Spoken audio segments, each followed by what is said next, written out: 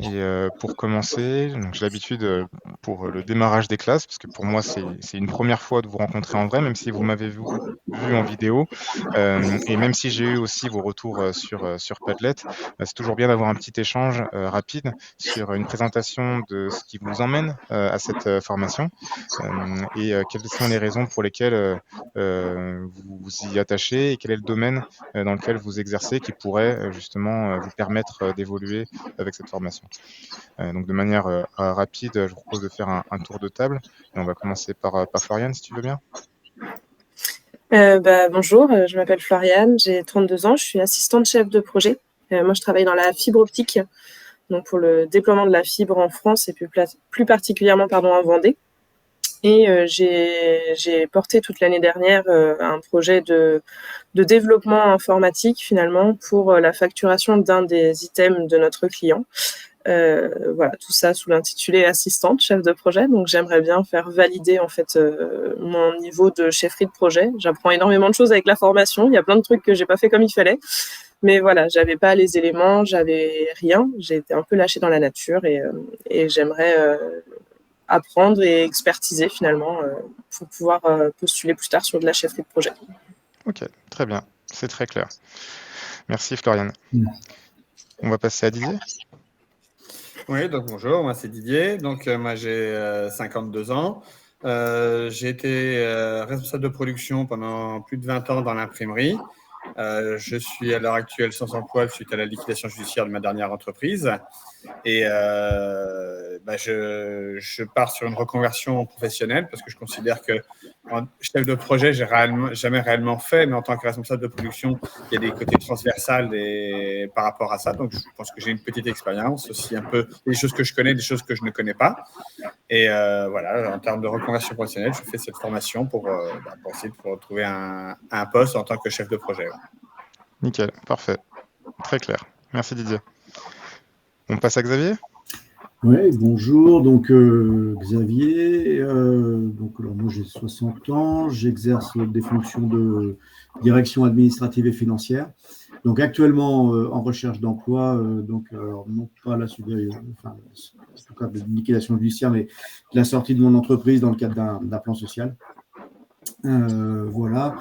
Et en fait, comme j'ai eu l'occasion de mener ou d'accompagner des projets, on va dire comme ça, au cours de ma carrière, j'ai trouvé que ça pouvait être effectivement utile d'avoir un peu plus d'outils et d'arriver à mieux les formaliser et d'ajouter effectivement on va dire cette compétence ou ces compétences à mes expériences. Voilà. Et effectivement, je trouve que ça, le début, alors même si je suis un petit peu en retard, effectivement, on n'a pas échangé, mais je suis un petit peu en retard dans le démarrage, effectivement, apporte bien, semble apporter en tout cas ces réponses. OK, nickel. Très bien, merci Xavier. Et Emmanuel nous a rejoint.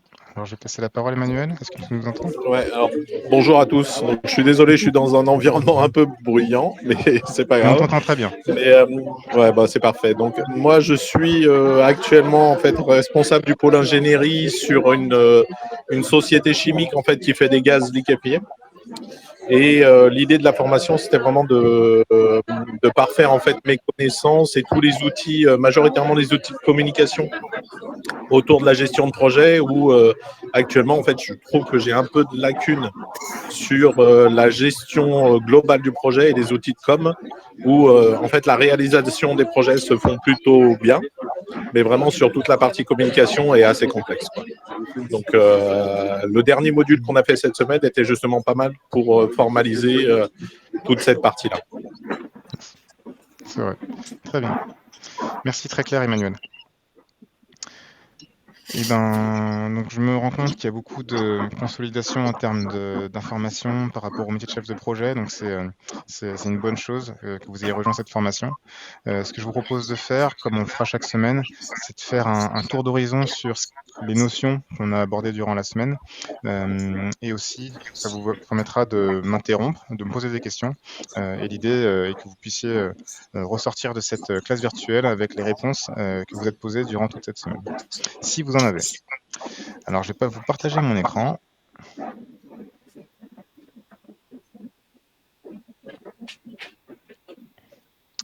Alors, Normalement, il vous est visible. Donc cette semaine 1, nickel, merci. Cette semaine 1 était dédiée donc à l'étape fondamentale qui est le démarrage du projet. C'est vrai que on démarre un projet avec pas mal de notions à mettre en place, pas mal de bases, de fondements. C'est vraiment comme les fondations d'une maison.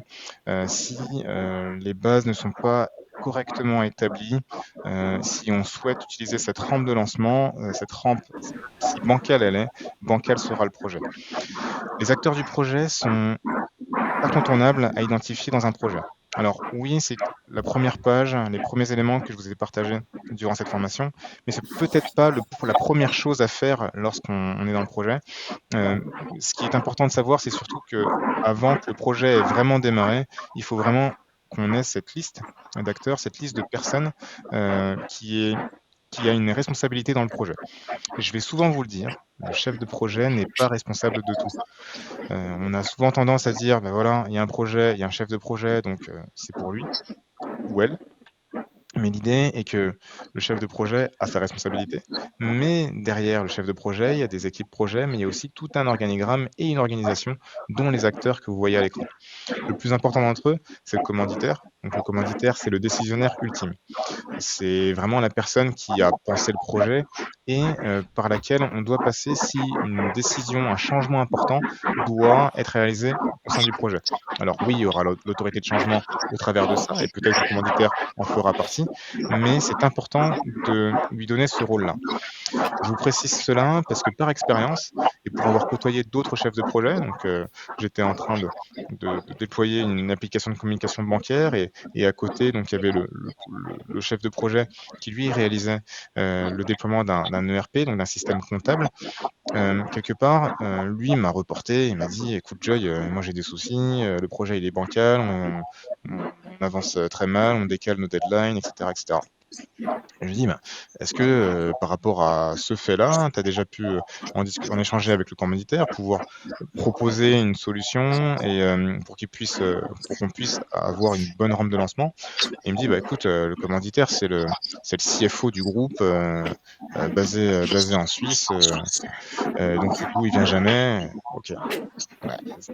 Déjà, de ce fait-là, si on propose une décision, mais que la personne qui est identifiée comme décisionnaire ultime n'est jamais là, parce que sa position est trop haute dans la hiérarchie, donc quelque part, c'est normal que sa sollicitation, sa disponibilité soit limitée, alors du coup, c'est peut-être pas la bonne personne pour le projet.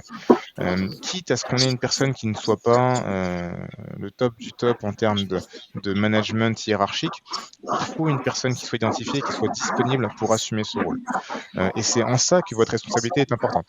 Ça veut dire que si le projet va à volo, que vous avez identifié des acteurs, mais que ce ne sont pas les bons, quelque part, difficile de leur répercuter la responsabilité s'ils n'ont pas accepté ce rôle, quelque part. Donc c'est bien d'établir cette hiérarchie qui est cohérente par rapport à votre projet. Je vais pas lister, je vais pas aller dans le détail de ce qu'on a pour chacun des acteurs, mais une notion que je peux aussi apporter, c'est que dans un projet, en tout cas dans la répartition des acteurs, il y a des rôles qu'on appelle des rôles plutôt clients, donc les personnes qui sont censées recevoir un service, un produit de la part du projet, et des rôles plutôt Excuse-moi, Joy. Oui. Excuse-moi. Est-ce qu'Emmanuel, il peut couper son micro? Ah, Parce oui, qu'avec tout le Emmanuel. bruit, on t'entend pas forcément très très bien. Alors, je sais. Ah, merci. Est-ce que c'est mieux? Je ne suis pas sûr. Alors, mon micro était coupé. Alors, ça, excuse-moi, Emmanuel, alors c'était pas toi, mais il y avait on entendait beaucoup de bruit autour. C'était quelqu'un d'autre. On va essayer de continuer. Oui, a priori, là, c'est mieux. Là, c'est plus calme autour. Merci. Nickel. Donc il y a des rôles qu'on appelle des rôles clients. Donc dans cette catégorie client, donc les personnes qui vont recevoir du projet un service, un produit, on va avoir donc le commanditaire, le responsable utilisateur. Ce sont vraiment des personnes qui vont être réceptrices des produits du projet. Et de l'autre côté, on a la partie rôle fournisseur du projet. Donc le chef de projet fournit un projet à l'entreprise, donc fournit un service, un livrable à l'entreprise. De même, le responsable fournisseur, le chef d'équipe et également le support projet qui supporte le projet directement. L'autorité de changement est un petit peu satellite en dehors de tout ça. Donc, on ne va pas la catégoriser entre partie client ou partie fournisseur. Donc, quelque part, c'est bien d'avoir cette distinction puisque quelque part, lorsqu'on va endosser un rôle, on peut aussi en endosser plusieurs. Un chef de projet peut être chef d'équipe à la fois, peut être aussi responsable fournisseur, mais ne peut pas être commanditaire. En tout cas, dans l'idéal. J'ai eu des cas d'exception d'une apprenante qui a monté une structure de fête foraine pour un village. Elle travaillait avec son mari et sa tante. Bon, voilà, ils étaient que 3. Donc, en effet, là, difficile de devoir ségréguer ces rôles. Mais dans l'absolu, s'il est possible d'avoir ce scindage entre les rôles, c'est bien de le faire. Est-ce que vous avez des questions par rapport aux acteurs du projet? Non.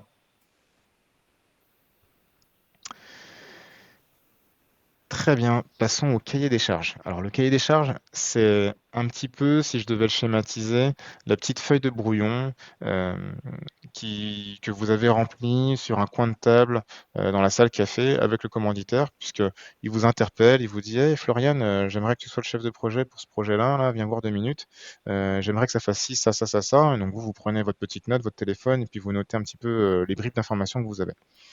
Quelque part, lorsqu'on a ces prémices du projet, c'est bien de pouvoir les lister, de pouvoir les introduire dans ce tableau, en tout cas d'avoir cette liste. Ça vous permettra d'avoir une base sur laquelle démarrer pour réaliser cette analyse et la développer afin d'obtenir un document qui est bien plus officiel, bien plus consolidé, qu'on appelle le business case, le cas d'affaires. Donc ce cahier des charges, ça reste quand même important. Ça reste un document à formaliser entre guillemets, mais quelque part, c'est important de pouvoir poser les bonnes questions lorsqu'on a cet échange avec le commanditaire pour être sûr de ne rien oublier. À quoi sert le projet, dans quel intervalle de coût on se situe, quelles sont les principales contraintes à avoir, quel est le délai, donc la variable temporelle qu'il faut respecter. Mais ce cahier des charges, c'est pas un contrat. Le contrat, c'est plus, vous avez fait votre analyse, vous avez pu en extrapoler un planning, extrapoler un coût qui est bien plus fin, donc un coût bien plus fidèle à ce qui va être réalisé. Alors même si ça reste une perspective, une estimation, le business case, lui, est plus formel. Donc quelque part, lorsque vous passez du cahier des charges au business case, le business case, lui, apparaît comme un contrat qu'on passe du projet à l'entreprise ou de l'entreprise au projet. Quelque part, c'est un accord d'investissement de l'entreprise pour réaliser ce projet.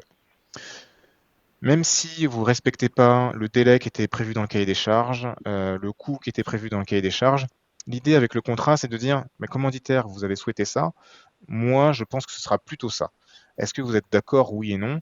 En tout cas, derrière le délai va être ségrégué un planning avec des phases, etc. Donc ça vient dans la suite. Mais l'idée est que vous avez quelque part ce contrat qui existe. Ce qui va s'ajouter par rapport au cahier des charges va être notamment la partie rentabilité avec le retour sur investissement, dont il y a un exercice d'ailleurs.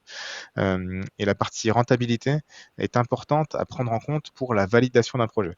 Ça veut dire que beaucoup d'entreprises se basent sur ce ROI, communément appelé comme ça, pour définir si un projet est viable ou non. Attention, il existe aussi des projets qui sont validés même s'ils ont un retour sur investissement négatif, puisqu'il existe des investissements qui servent à l'entreprise même si ça ne rapporte pas d'argent. Exemple, une entreprise souhaite renouveler son parc informatique qui est vieillissant. Tout le monde a des vieux ordinateurs depuis plus de 15 ans. Donc, quelque part, pour un utilisateur, c'est lent, mais aussi, c'est pas très sécure. Quelque part, ça peut être source de virus, ça peut potentiellement faire introduire un malware, et on peut avoir aussi des concurrents qui vont venir se nicher chez nous pour avoir des informations qui sont confidentielles. Donc, quelque part, c'est très sensible. Le fait d'investir une somme d'argent pour renouveler tout le parc informatique, ça peut constituer un projet. Donc c'est un projet pour lequel l'entreprise va débourser des sous. Par contre, impossible de dire quel retour sur investissement on va avoir. Combien va rapporter ce type de projet? Difficile à dire. Alors oui, ça va être plus performant. Un utilisateur va être plus rapide dans son exécution des tâches. Aussi, l'environnement informatique sera plus sécurisé. Mais cela va certainement empêcher certaines choses, mais difficile de les mesurer, de les quantifier. Pour autant, une entreprise va valider ce genre de projet puisque ça va lui apporter quelque chose, c'est certain. Donc voilà une des variables à prendre en compte. Il y a aussi la partie risque, qu'on verra aussi en semaine 3, mais l'idée avec les risques est de vraiment lister l'ensemble des choses qui peuvent impacter négativement le projet, et ça vous permet, vous, en tant que chef de projet, d'être plus crédible. Un projet, c'est une ambition, on souhaite faire quelque chose qui va apporter quelque chose de positif à l'entreprise. C'est toujours bien de lui lister, attention, c'est vrai qu'il y a ce risque-là, mais en face de ces risques, il y aura des actions. Donc quelque part, c'est bien de montrer que vous avez conscience que on peut avoir des effets négatifs, mais qui peuvent être contrôlés. Voilà pour le cahier des charges et le business case. Je ne sais pas si c'est clair pour vous. Je ne sais pas si vous avez des questions. Là-dessus, non. C'est bon. Merci. Ensuite, le volet communication. Donc là, 2 outils que je vous propose. La partie communication, c'est c'est la matrice et le plan. Donc ce sont 2 outils que j'ai proposés dans la formation. La matrice, elle n'est pas forcément systématique. La matrice, on peut l'utiliser dans un contexte où on a une volumétrie d'utilisateurs qui est très grande. Quelque part, lorsqu'on sait qu'on va devoir intervenir et interagir avec un volume de personnes qui est assez conséquent, donc plusieurs services qui ont des dépendances avec votre projet, c'est bien de pouvoir lister tous les groupes de communication qui vont devoir en recevoir une. L'idée est de pouvoir n'oublier personne. Par contre, si c'est un projet de taille mesurée, où vous savez que vous travaillez avec les 2-3 services qui sont à côté de vous, peut-être pas forcément nécessaire d'avoir cette matrice de communication. En revanche, le plan de communication, lui, est indispensable. À mon sens, c'est toujours bien de mettre en place un plan de communication. Pourquoi ? Puisque dans le plan de communication, vous avez en fait la chronologie de votre projet. Donc ça veut dire que en fonction de votre artère d'avancement, vous avez une communication y associée. Une communication qui va être quelque part importante, qui va être associée à un jalon, à une étape, à une échéance qui apporte quelque chose à l'entreprise, qui apporte quelque chose au projet. Exemple, on arrive à la fin de l'étape d'initialisation. On a validé le business case, c'est une étape importante, le projet est approuvé, on va de l'avant. Donc communication à tous, attention, on sonne le clairon, on arrive, voilà le planning, voilà les personnes qui sont impliquées. Donc ça leur permet de savoir que voilà, le projet arrive, il a tel nom, voilà, c'est telle personne qui est chef de projet, ils ont quelque chose en face. Au fil de l'exécution, ça peut très bien être des communications qui sont liées à des jalons importants, mais des jalons qui vont peut-être être intéressés par des projets parallèles, des projets qui ont besoin de savoir que vous êtes arrivé au point A pour pouvoir, eux, démarrer, et qui vont se servir de ce que vous avez fait pour eux aussi avancer. Donc ça permet, dans un contexte de programme, où là où il y a plusieurs projets, de pouvoir aussi évoluer. Et donc en phase de clôture, lorsqu'on arrive à la fin du projet, c'est toujours aussi bien de le présenter. Donc voilà en fait à quoi ça va vous servir le plan de communication. Est-ce que vous avez des questions ? Est-ce que ça vous parle ? Ouais, je ne sais pas si j'ai bien répondu à l'exercice, tu me diras. Moi, sur ce que je t'ai répondu, je me dis que j'ai peut-être pas été... Ouais, on verra. Moi, j'avais des questions sinon sur la gouvernance. Oui. Tu pouvais me réexpliquer, j'ai eu du mal un peu à bien cerner la gouvernance. En effet, j'ai pas fait de slide sur la gouvernance, mais la gouvernance, c'est vraiment l'organisation qu'on a au sein du projet. Ça veut dire que ça ne va pas forcément reprendre que les acteurs, mais peut-être les personnes qu'il y a autour. Donc c'est vrai que dans la gouvernance, elle se schématise par un organigramme. Quelque part, c'est comme un organigramme d'entreprise où, en effet, tu as le responsable du service, les chefs des équipes. Là, on parle d'un environnement style production. Mais parallèle à ça, on a un projet qui va certainement utiliser un chef de service comme un chef de projet. Et quelque part, c'est l'organigramme du projet, la construction de l'organisation du projet. Cette organisation du projet, elle est forcément l'idée, donc elle a forcément à sa tête le commanditaire.